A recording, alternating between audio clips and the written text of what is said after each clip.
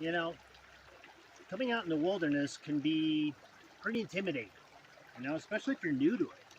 If you don't have somebody to show you, to take you out here, it can be hard. You just can't learn a whole lot um, from YouTube videos, except for these videos. You can learn everything you need to know about the wilderness from these videos, okay? But the point is that, you figure it out.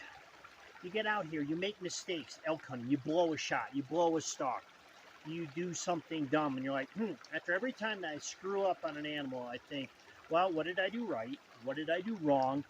What can I learn from that experience? What's my lesson learned, the takeaway? And you spend enough time out here and you start to figure things out. And what's cool is you never really stop figuring things out. I mean, I've been stomping around the wilderness for a long time now.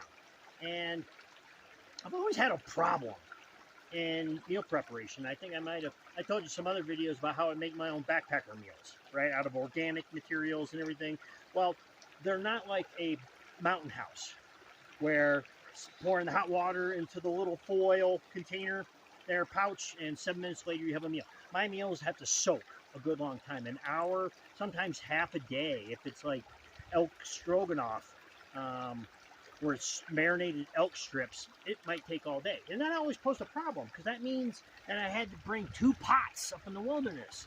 If I brought just 1 pot, well, then my dinner's marinating this all day, and then I don't have anything to heat coffee up in, right? Or boil water for whatever reason. So I was having to bring 2 pots, which always drove me crazy because I wanted to be a minimalist.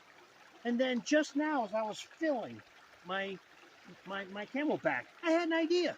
Eureka! It's genius. I get a couple good ideas a year, and I just used one. I said, well, why not bring along 1 backpacker meal that I buy commercially. I make this the first one that I eat while I'm on my hunt, and then the rest of the time, this becomes my soaking pot.